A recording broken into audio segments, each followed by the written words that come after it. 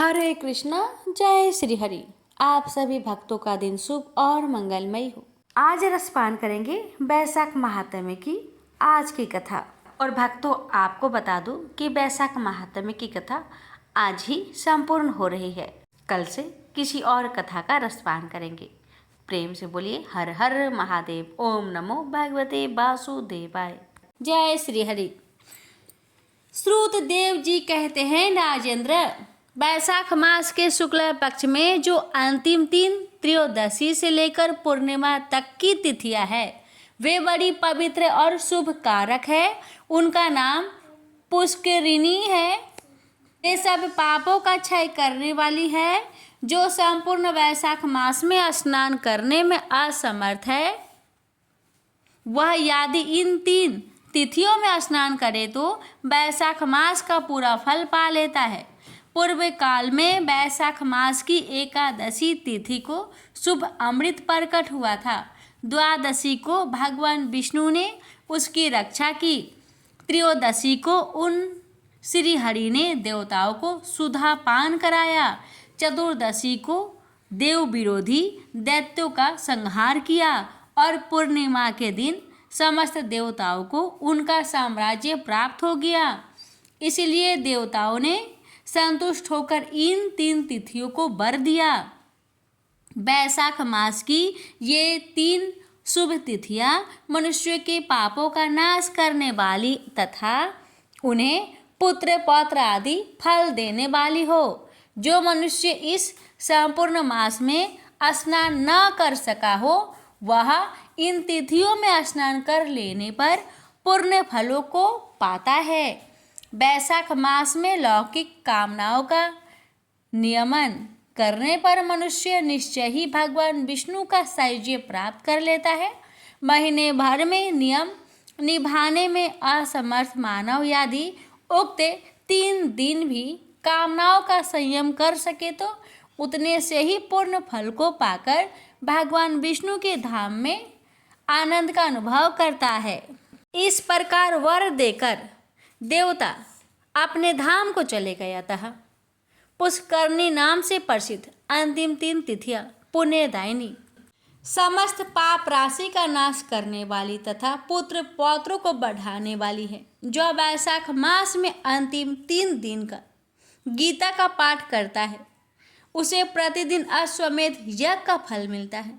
जो उक्त तीनों दिन विष्णु सहस्त्र नाम पाठ करता है, उसके पुण्य का फल वर्णन करने में इस भूलोक तथा स्वर्गलोक में कौन समर्थ है। पूर्णिमा को सहस्त्र नामों के द्वारा भगवान मधुसूदन को दूध से नहलाकर मनुष्य पापहीन बैकुंठ धाम में जाता है। बैसाख मास में प्रतिदिन भागवत की आधे या चौथाई श्लोक का पाठ करने वाला मनुष्य ब्रह्म भाव को प्राप्त होता है।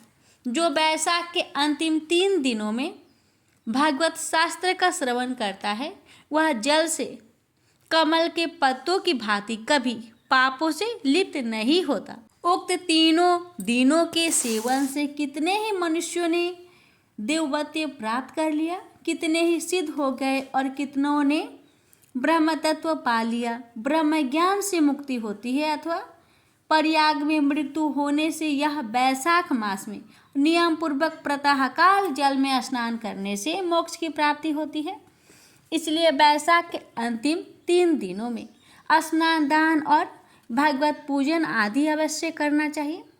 बैसाख मास के उत्तम महात्म्य का पूरा वर्णन रोग शोक से रहित जगदीश्वर भगवान नारायण के सिवा दूसरा कौन कर सकता है। तुम भी बैसाख मास में दान आदि उत्तम कर्म का अनुष्ठान करो, इससे निश्चय ही तुम्हारे भोग और मोक्ष की प्राप्ति होगी। इस प्रकार मिथिलापति जनक को उपदेश देकर श्रुत देव जी ने उनकी अनुमति ले वहां से जाने का विचार किया। तब राजश्री जनक ने अपने अभ्युदय के लिए उत्तम उत्सव कराया और श्रुत देव जी को पालकी पर बैठाकर विदा किया। वस्त्राभूषण, गौ भूमि, तिल और स्वर्ण आदि से उनकी पूजा और वंदना करके राजा ने उनकी परिक्रमा की। तत्पश्चात उनसे विदा हो महातेजस्वी एवं परम यशस्वी श्रुतदेव जी संतुष्ट हो प्रसन्नता पूर्वक वहां से अपने स्थान को गए। राजा ने वैशाख धर्म का पालन करके मोक्ष प्राप्त किया। नारद जी कहते हैं, अम्बरीश, यह उत्तम उपाख्यान मैंने तुम्हें सुनाया है, जो कि सब पापों का नाशक तथा संपूर्ण संपत्तियों को देने वाला है। इससे मनुष्य भुक्ति, मुक्ति, ज्ञान एवं मोक्ष पाता है। नारद जी का यह वचन सुनकर महायशस्वी राजा अम्बरीश मन ही मन प्रसन्न हुए। उन्होंने ब्रह्मा जगत के व्यापारों से निवृत्त होकर मुनि को साष्टांग प्रणाम किया और अपने संपूर्ण वैभव से उनकी पूजा की। तत्पश्चात उनसे विदा लेकर देवऋषि नारद जी दूसरे लोक में चले गए, क्योंकि दक्ष प्रजापति के श्राप से वे एक स्थान पर नहीं ठहर सकते। राजश्री अम्बरीश भी नारद जी के बताए हुए सब धर्मों का अनुष्ठान करके निर्गुण परम ब्रह्मा परमात्मा में विलीन हो गए। जो इस पाप नाशक एवं पुण्यवर्धक उपाख्यान को सुनता अथवा पढ़ता है, वह परम गति को प्राप्त होता है। जिनके घर में यह लिखी हुई पुस्तक रहती है, उनके हाथ में मुक्ति आ जाती है। फिर जो सदा इसके श्रवण में मन लगाते हैं, उनके लिए तो कहना ही क्या। प्रेम से बोलिए ओम नमो भगवते वासुदेवाय। भगवान विष्णु कथा सुनने वाले, कथा कहने वाले सभी भक्तों पर अपनी कृपा सदा सर्वदा बनाए रखे। यहीं पर वैशाख मास महात्म्य संपूर्ण हुआ।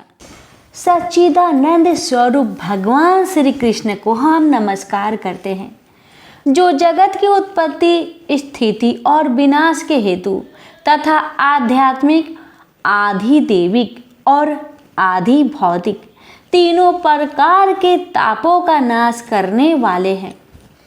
जिस समय श्री सुखदेव जी का यज्ञोपवीत संस्कार भी नहीं हुआ था तथा लौकिक वैदिक कर्मों के अनुष्ठान का अवसर भी नहीं आया था, तभी उन्हें अकेले ही संन्यास लेने के लिए घर से जाते देखकर उनके पिता व्यास जी विरह से कतार होकर पुकारने लगे, बेटा, हे बेटा, तुम कहाँ जा रहे हो? उस समय वृक्षों ने तन्मय होने के कारण श्री सुखदेव जी की ओर से उत्तर दिया, ऐसे सर्वभूत हृदय स्वरूप श्री सुखदेव मुनि को मैं नमस्कार करता हूँ। एक बार भागवत कथा मृतिका रसवादन करने में कुशल मुनिवर शौनक जी ने नैमिषारण्य क्षेत्र में विराजमान महामती सूत जी को नमस्कार करके उनसे पूछा। शौनक जी बोले, सूत जी, आपका ज्ञान अज्ञान अंधकार को नष्ट करने के लिए करोड़ों सूर्य के समान है। आप हमारे कानों के लिए रसायन अमृत स्वरूप सार गर्भित कथा कही। भक्ति, ज्ञान और वैराग्य से प्राप्त होने वाले महान विवेक की वृद्धि किस प्रकार होती है तथा वैष्णव लोग किस प्रकार इस माया मोह से अपना पीछा छुड़ाते हैं। इस घोर कली काल में जीव प्राय आसुरी स्वभाव के हो गए हैं। विविध कलेशों से आक्रांत इन जीवों को शुद्ध देवी शक्ति संपन्न बनाने का सर्वश्रेष्ठ उपाय क्या है? सूत जी, आप हमें कोई ऐसा शाश्वत साधन बताइए जो सबसे अधिक कल्याणकारी तथा पवित्र करने वालों में भी पवित्र हो तथा जो भगवान श्री कृष्ण की प्राप्ति करा दे। चिंतामणि केवल लौकिक सुख दे सकती है और कल्प वृक्ष अधिक से अधिक स्वर्गीय संपत्ति दे सकता है, परंतु गुरुदेव संपन्न होकर भगवान का योगी दुर्लभ नित्य वैकुंठ धाम दे देते हैं। सूत जी ने कहा, शौनक जी, तुम्हारे हृदय में भगवान का प्रेम है, इसलिए मैं विचार कर तुम्हें संपूर्ण सिद्धांतों का निष्कर्ष सुनाता हूँ, जो जन्म मृत्यु के भय का नाश कर देता है। जो भक्ति के प्रवाहों को बढ़ाता है और भगवान श्री कृष्ण की प्रसन्नता का प्रधान कारण है। मैं तुम्हें वह साधन बताता हूँ, उसे सावधान होकर सुनो।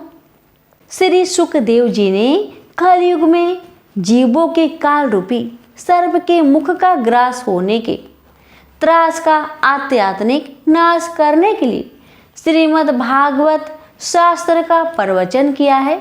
मन की शुद्धि के लिए इससे बढ़कर कोई साधन नहीं है। जब मनुष्य के जन्म जन्मांतर का पुण्य उदय होता है तभी उसे इस भागवत शास्त्र की प्राप्ति होती है।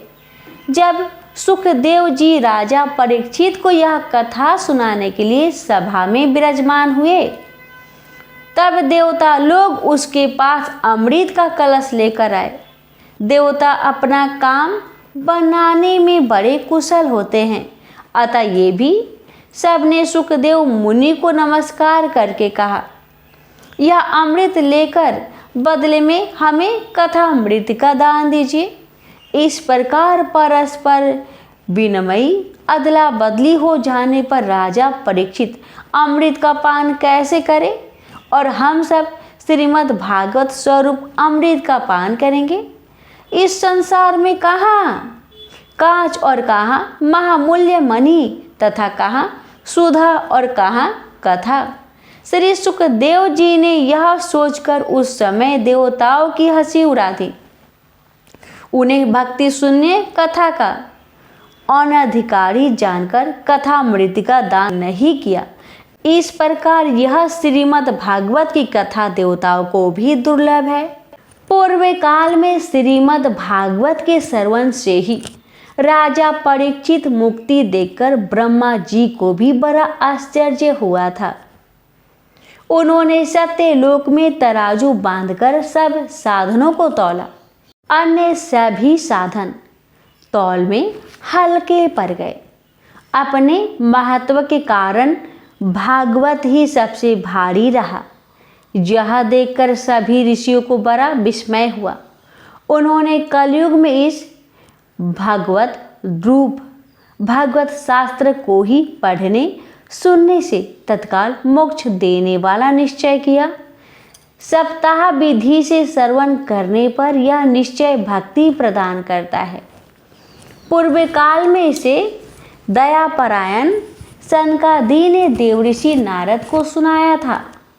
यद्यपि देवऋषि ने पहले ब्रह्मा जी के मुख से इसे श्रवण कर लिया था, तथापि सप्ताह श्रवण की विधि तो उन्हें सनकादि ने ही बताई थी। शौनक जी पूछा, सांसारिक परपंच से मुक्त एवं विचरणशील नारद जी का सनकादिक के साथ संयोग कहाँ हुआ और विधि विधान के श्रवण में उनकी प्रीति कैसे हुई? सूत जी ने कहा, अब मैं तुम्हें यह भक्ति पूर्वक कथानक सुनाता हूँ जो श्री सुखदेव जी ने मुझे अपना अनन्य शिष्य जानकर एकांत में सुनाया था। एक दिन विशालापुरी में वे चारों निर्मल ऋषि सत्संग के लिए आए। वहां उन्होंने नारद जी को देखा। सनकादिक ने पूछा, ब्राह्मण, आपका मुख उदास क्यों हो रहा है? आप चिंतातुर कैसे हैं? इतनी जल्दी आप कहाँ जा रहे हैं और आपका आगमन कहाँ से हो रहा है? इस समय तो आप उस पुरुष के समान व्याकुल जान पड़ते हैं जिसका सारा धन लूट गया हो। आप जैसे आसक्ति रहित पुरुषों के लिए यह उचित नहीं है। इसका कारण बताइए। नारद जी ने कहा, मैं सर्वोत्तम लोक समझकर पृथ्वी में आया था, जहाँ पुष्कर, प्रयाग, काशी, गोदावरी, नासिक, हरिद्वार, कुरुक्षेत्र, श्रीरंग और सेतुबंध आदि कई तीर्थों में इधर उधर विचरता रहा, किंतु मुझे कहीं भी मन को संतोष देने वाली शांति नहीं मिली। इस समय अधर्म के सहायक कली युग ने सारी पृथ्वी को पीड़ित कर रखा है। अब यहाँ सत्य, तप, शौच, बाहर भीतर की पवित्रता, दया, दान आदि कुछ भी नहीं है। बेचारे जीव केवल अपना पेट पालने में लगे हुए हैं। वे असत्य भाषी, आलसी, मंदबुद्धि, भाग्यहीन, उपद्रवग्रस्त हो गए हैं। वे साधु संत कहे जाते हैं, वे पूरे पाखंडी हो गए हैं। देखने में तो वे विरक्त है, किंतु स्त्री धन आदि सभी का परिग्रह करते हैं। घरों में स्त्रियों का राज्य है। साले सलाहकार बने हुए हैं। लोभ से लोग कन्या बिक्री करते हैं और स्त्री पुरुषों में कलह मचा रहता है। महात्माओं के आश्रम, तीर्थ और नदियों पर यवनों, विधर्मियों का अधिकार हो गया है। उन दुष्टों ने बहुत से देवालय भी नष्ट कर दिए। इस समय यहाँ न कोई योगी है, न सिद्ध है, न ज्ञानी है और न सत्कर्म करने वाला ही है। सारे साधन इस समय कली रूप दवा नल से जलकर भस्म हो गए हैं। इस कलयुग में सभी देववासी बाजारों में अन्न बेचने लगे हैं। ब्राह्मण लोग पैसा लेकर वेद पढ़ाते हैं और स्त्रियां वेश्या वृत्ति से निर्वाह करने लगी है। इस कलयुग के दोष देखता और पृथ्वी पर विचरता हुआ मैं यमुना जी के तट पर पहुंचा, जहां भगवान श्री कृष्ण की अनेकों लीलाएं हो चुकी हैं। मुनिवर सुनिए, वहां मैंने एक बड़ा आश्चर्य देखा। वहां एक युवती स्त्री खिन्न मन से बैठी थी।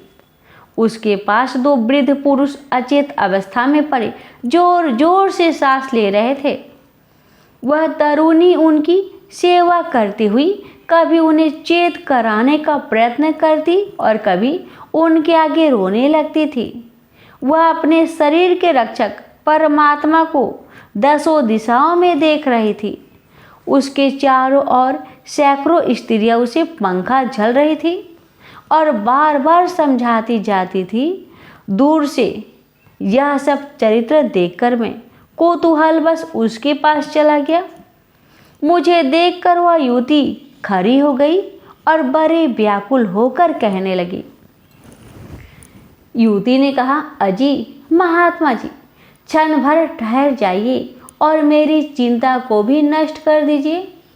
आपका दर्शन तो संसार के सभी पापों को सर्वथा नष्ट कर देने वाला है।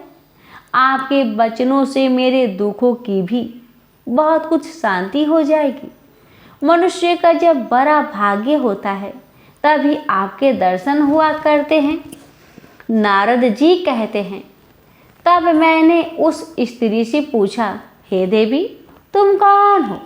ये दोनों पुरुष तुम्हारे क्या होते हैं और तुम्हारे पास ये कमल नयनी देवियाँ कौन है?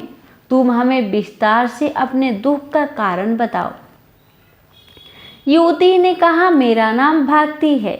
ये ज्ञान और वैराग्य नामक मेरे पुत्र है। समय के फेर से ही ये ऐसे जर्जर हो गए हैं। ये देवियाँ गंगा जी आदि नदियाँ हैं। ये सब मेरी सेवा करने के लिए ही आई हैं। इस प्रकार साक्षात देवियों के द्वारा सेवित होने पर भी मुझे सुख शांति नहीं है। तपोधन, अब ध्यान देकर मेरा वृत्तांत सुनिए। मेरी कथा वैसे तो प्रसिद्ध है, फिर भी उसे सुनकर आप मुझे शांति प्रदान करें। मैं द्रविड़ देश में उत्पन्न हुई, कर्नाटक में बढ़ी, कहीं कहीं महाराष्ट्र में सम्मानित हुई, किंतु गुजरात में मुझको बुढ़ापे ने आ घेरा। वहाँ घोर कलयुग के प्रभाव से पाखंडियों ने मुझे अंग भंग कर दिया। चिरकाल तक यह अवस्था होने के कारण मैं अपने पुत्र के साथ दुर्बल और निस्तेज हो गई। अब जब से मैं वृंदावन आई तब से पुनः परम सुंदरी रूपवती नवयुवती हो गई हूँ। किंतु सामने पड़े हुए ये दोनों मेरे पुत्र थके मांदे दुखी हो रहे हैं। अब मैं यह स्थान छोड़कर अन्यत्र जाना चाहती हूँ, ये दोनों बूढ़े हो गए हैं। इसी दुख से मैं दुखी हूँ। मैं तरुणी क्यों और ये दोनों मेरे पुत्र बूढ़े क्यों? हम तीनों साथ साथ रहने वाले हैं, फिर यह विपरीतता क्यों? होना तो ये चाहिए कि माता बूढ़ी हो और पुत्र तरुण। इसी से मैं हैरान हूँ और अपनी इस दशा पर शोक करती रहती हूँ। आप परम बुद्धिमान एवं योग निधि है, इसका क्या कारण हो सकता है, बताइए। नारद जी ने कहा, साध्वी, मैं अपनी हृदय में ज्ञान दृष्टि से तुम्हारे संपूर्ण दुख का कारण देखता हूँ। तुम्हें विषाद नहीं करना चाहिए। श्री हरि तुम्हारा कल्याण करेंगे।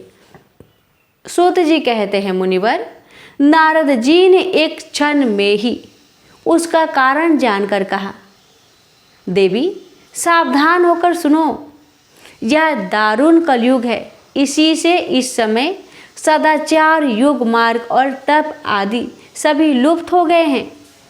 लोग सठता और दुष्कर्म में लगकर अघासुर बन रहे हैं। संसार में जहाँ देखो वही सत्पुरुष दुख से मलान है और दुष्ट सुखी हो रहे हैं। इस समय जिस बुद्धिमान पुरुष का धैर्य बना रहे वही बड़ा ज्ञानी या पंडित है।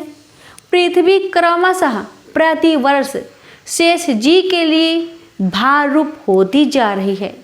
अब यह छूने योग तो क्या, देखने योग भी नहीं रह गई है और न इसमें कहीं मंगल ही दिखाई देता है। अब किसी को पुत्र के साथ तुम्हारा दर्शन भी नहीं होता। विषय अनुराग के कारण अंधे बने हुए जीवों से उपेक्षित होकर तुम जर्जर हो रही थी। वृंदावन के संयोग से तुम फिर नवीन तरुणी हो गई हो। अतः यह वृंदावन धाम धन्य है, जहाँ भक्ति सर्वत्र नित्य कर रही है। परंतु तुम्हारे इन दोनों पुत्रों का यहाँ कोई ग्राहक नहीं है, इसलिए इनका बुढ़ापा नहीं छूट रहा है। यहाँ इनको कुछ आत्मा सुख, भगवत स्पर्श जनित आनंद की प्राप्ति होने के कारण ये सोते से जान पड़ते हैं। भक्ति ने कहा, राजा परीक्षित ने इस पापी कलयुग को क्यों रहने दिया? इसके आते ही सब वस्तुओं का सार न जाने कहाँ चला गया। करुणामयी श्री हरि से भी यह अधर्म कैसे देखा जाता है? मुने, मेरा यह संदेह दूर कीजिए। आपके वचनों से मुझे बड़ी शांति मिली है। नारद जी ने कहा, बाले, यदि तुमने पूछा है तो प्रेम से सुनो। कल्याणी, मैं तुम्हें सब बताऊंगा और तुम्हारा दुख दूर हो जाएगा। जिस दिन भगवान श्री कृष्ण इस भूलोक को छोड़कर अपने परम धाम को पधारे, उसी दिन से यहाँ संपूर्ण साधनों में बाधा डालने वाला कलयुग आ गया। दिग्विजय के समय राजा परीक्षित की दृष्टि पड़ने पर कलयुग दिन के समान उनकी शरण में आया। भ्रमर के समान सारग्राही राजा ने यह निश्चय किया कि इसका वध मुझे नहीं करना चाहिए, क्योंकि जो फल तपस्या, योग एवं समाधि से भी नहीं मिलता, कलयुग में वही फल हरि कीर्तन से ही भली भांति मिल जाता है। इस प्रकार सारहीन होने पर भी उसे इस एक ही दृष्टि से सारयुक्त देखकर उन्होंने कलयुग में उत्पन्न होने वाले जीवों के सुख के लिए ही इसे रहने दिया था। इस समय लोगों के कुकर्म में प्रवृत्त होने के कारण सभी वस्तुओं का सार निकल आया है और पृथ्वी के सारे पदार्थ बीजहीन भूसी के समान हो गए हैं। ब्राह्मण केवल अन्न धान आदि की लोभवश घर घर एवं जन जन को भागवत की कथा सुनाने लगे हैं, इसलिए कथा का सार चला गया। तीर्थों में नाना प्रकार के अत्यंत घोर कर्म करने वाले नास्तिक और नारकी पुरुष भी रहने लगे हैं, इसलिए तीर्थों का भी प्रभाव जाता रहा। जिनका चित्त निरंतर काम, क्रोध, महान लोभ और तृष्णा से तपता रहता है, वे भी तपस्या का ढोंग करने लगे हैं, इसलिए तप का भी सार निकल गया। मन पर काबू ना होने के कारण तथा लोभ, दंभ और पाखंड का आश्रय लेने के कारण, यह शास्त्र का अभ्यास न करने से ध्यान योग का फल मिट गया। पंडितों की यह दशा है कि वे अपनी स्त्रियों के साथ पशु की तरह रमन करते हैं। उनमें संतान पैदा करने की ही कुशलता पाई जाती है। मुक्ति साधन में वे सर्वथा अकुशल है। संप्रदाय अनुसार प्राप्त हुई वैष्णवता भी कहीं देखने में नहीं आती। इस प्रकार जगह जगह सभी वस्तुओं का सार लुप्त हो गया है। यह तो इस युग का स्वभाव ही है, इसमें किसी का दोष नहीं है। इसी से पुंडरीकाक्ष भगवान बहुत समीप रहते हुए भी ये सब सह रहे हैं। सूत जी कहते हैं, शौनक जी, इस प्रकार देव ऋषि नारद के वचन सुनकर भक्ति को बड़ा आश्चर्य हुआ। फिर उसने जो कुछ कहा उसे सुनिए। भक्ति ने कहा, हे देव ऋषि, आप धन्य है। मेरा बड़ा सौभाग्य था जो आपका समागम हुआ। संसार में साधुओं का दर्शन ही समस्त सिद्धियों का परम कारण है। आपका केवल एक बार का उपदेश धारण करके साधु कुमार प्रहलाद ने माया पर विजय प्राप्त कर ली थी। ध्रुव ने भी आपकी कृपा से ही ध्रुव पद प्राप्त किया था। आप सर्व मंगलमयी और साक्षात श्री ब्रह्मा जी के पुत्र हैं। मैं आपको नमस्कार करती हूँ। इस प्रकार श्रीमद् भागवत महापुराण के महात्म्य का प्रथम अध्याय पूर्ण हुआ।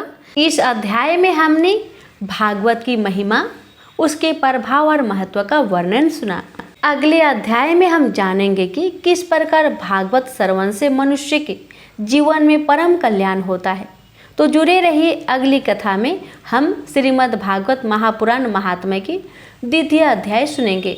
अब हम सभी मिलकर प्रभु श्री हरि से प्रार्थना करें, हे भगवान, हमें आपकी लीला कथा में सदैव श्रद्धा और भक्ति बनाए रखने के लिए शक्ति दे। हमारे हृदय में शुद्ध भाव उत्पन्न करे और भागवत श्रवण से हमें मोक्ष मार्ग पर अग्रसर करे। भक्तों, अब आज की कथा को यही विराम देते हैं। भगवान श्री हरि की कृपा सब पर बनी रहे। हरि नाम संकीर्तन करते रहिए और अगले अध्याय में पुनः मिलेंगे। जय श्री राधे, जय श्री कृष्ण। ओम नमः भगवते वासुदेवाय। जब कौरव और पांडव महाभारत के युद्ध को चले, तब राजा धृतराष्ट्र ने कहा, मैं भी युद्ध देखने चलूंगा। तब श्री वेद व्यास जी बोले, हे राजन, नेत्रों के बिना आप कैसे देखोगे? राजा धृतराष्ट्र ने कहा, हे प्रभु जी, देखूंगा नहीं तो श्रवण तो करूंगा। तब व्यास जी बोले, हे राजन, मेरा सारथी संजय जो कुछ महाभारत के युद्ध की लीला कुरुक्षेत्र में होगी, सो तुझे यहाँ बैठे ही श्रवण कराएगा। वेद व्यास जी के मुख से यह वचन सुन संजय ने विनय करी, हे प्रभु, यहाँ हस्तिनापुर में कुरुक्षेत्र की लीला में कैसे जानूंगा तथा राजा से किस भांति कहूंगा? तब व्यास जी ने प्रसन्न होकर संजय से कहा, हे संजय, मेरी कृपा से तुझे यहाँ से ही दिखाई देगा। व्यास जी के इतना कहते ही संजय की दृष्टि दिव्य हो गई और उनकी बुद्धि भी दिव्य हो गई। अब आगे महाभारत का कौतुक कहते हैं, सुनो। 7 औचोहीनी सेना पांडवों की और 11 औचोहीनी सेना कौरवों की, यह दोनों सेनाएं कुरुक्षेत्र में जब एकत्र हुए, तब धृतराष्ट्र ने पूछा, हे संजय, धर्म के क्षेत्र में युद्ध की इच्छा से एकत्र हुए मेरे और पांडु के पुत्र ने क्या किया? संजय ने कहा, पांडवों की सेना को व्यूहित देखकर दुर्योधन द्रोणाचार्य के समीप जाकर कहने लगे, हे आचार्य, देखिए, आपके शिष्य बुद्धिमान द्रुपद पुत्र ने पांडवों की बड़ी सेना की कैसी व्यूह रचना की है। इस सेना में अर्जुन, भीम, बड़े बड़े धनुर्धारी, वीर युद्ध, धान विराट, महारथी, द्रुपद, धृतराष्ट्र, चेकितान, बलवान, पुरुजित, कुंती भोज, नरों में श्रेष्ठ, सेव्य, पराक्रमी, युद्धामनु, बलवान उत्तमौजा, अभिमन्यु व द्रौपदी के पांचों पुत्र सबके सब महारथी हैं।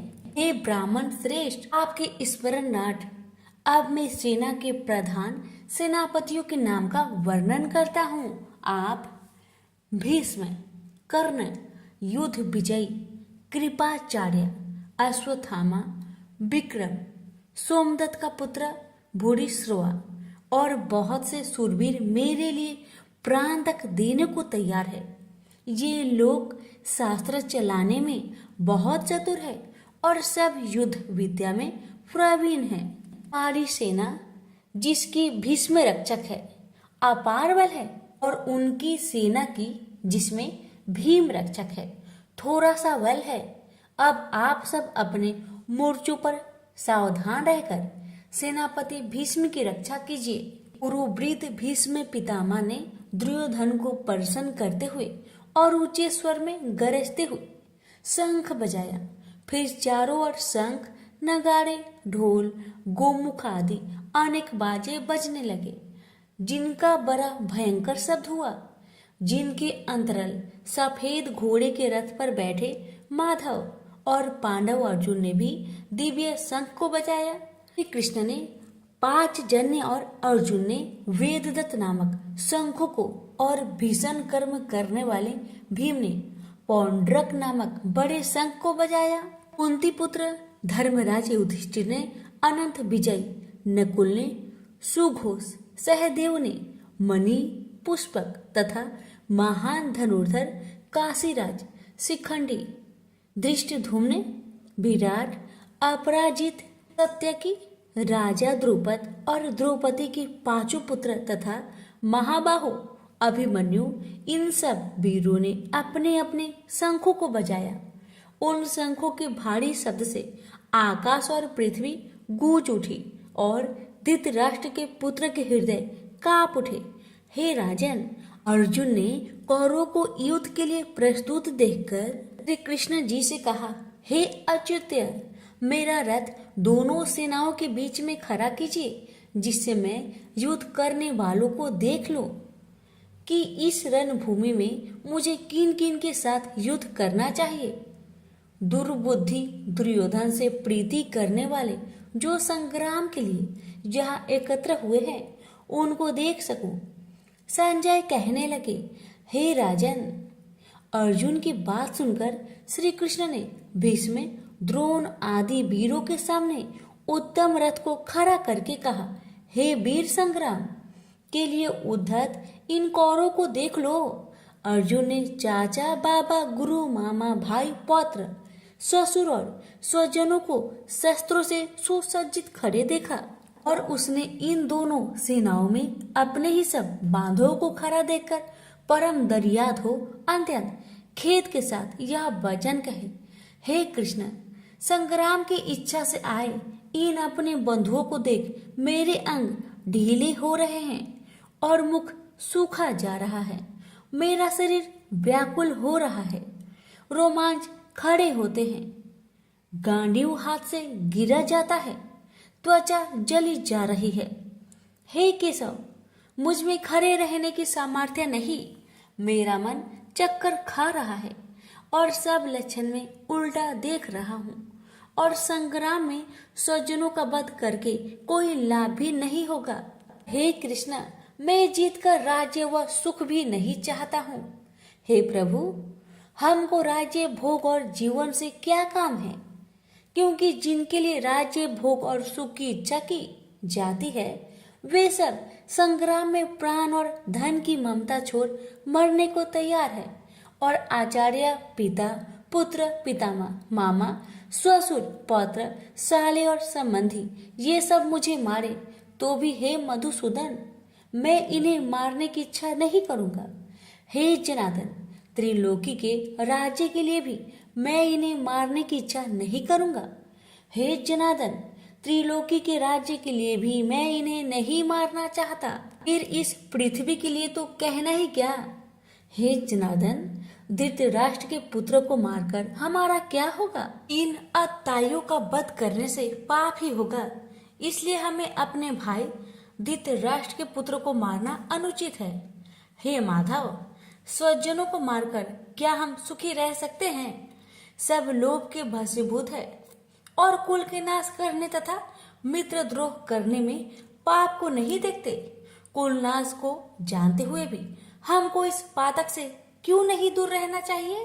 कुल का नाश होने से कुल के प्राचीन धर्म नष्ट हो जाते हैं, फिर धर्म नाश होने से कुल में पाप बढ़ता है। हे श्री कृष्ण, पाप से कुल की स्त्रियां वैभवचारिणी हो जाती है, जिनसे वर्ण संकर संतान उत्पन्न होती है। और वर्ण संकर जिन पुरुषों ने कुल को नष्ट किया है, उनको तथा उस कुल को नरक में पहुंचाते हैं, क्योंकि श्राद्ध तर्पण आदि बंद हो जाते हैं। वर्ण संकर बनाने वाले दोषों से कुल ध्वंसकों की जाति धर्म और कुल धर्म निरंतर नाश हो जाते हैं। हे जनार्दन, मैंने बराबर सुना है कि कुल धर्म नष्ट होने से निश्चय नरक वास करना चाहिए। हाय, हम बड़ा पातक करने को तैयार है, जो राज्य सुख के लाभ से अपने स्वजनों को ही मारने की कोशिश कर रहे हैं। मुझे शस्त्र सहित एवं उपायहीन को रणभूमि में बांधकर डाल दे तो मेरा बहुत कल्याण हो।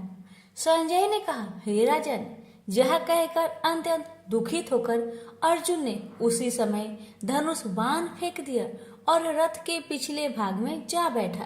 प्रेम से बोलिए श्री कृष्ण भगवान की जय। यहीं पर श्रीमद् भगवद गीता पाठ प्रथम अध्याय समाप्त हुआ। अब सुनेंगे प्रथम अध्याय का महात्म्य। एक समय पार्वती जी ने पूछा, हे महादेव जी, किस ज्ञान के बल से आपको संसार के सब लोग शिव कहकर पूजते हैं? मृग छाला ओढ़े, सब अंगों में शमशानों की विभूति लगाए, गले में सर्प और मुंडों की माला पहने हुए हो, इनमें तो कोई भी पवित्र नहीं है, फिर आप किस ज्ञान से पवित्र माने जाते हो? यह आप कृपा करके कहिए।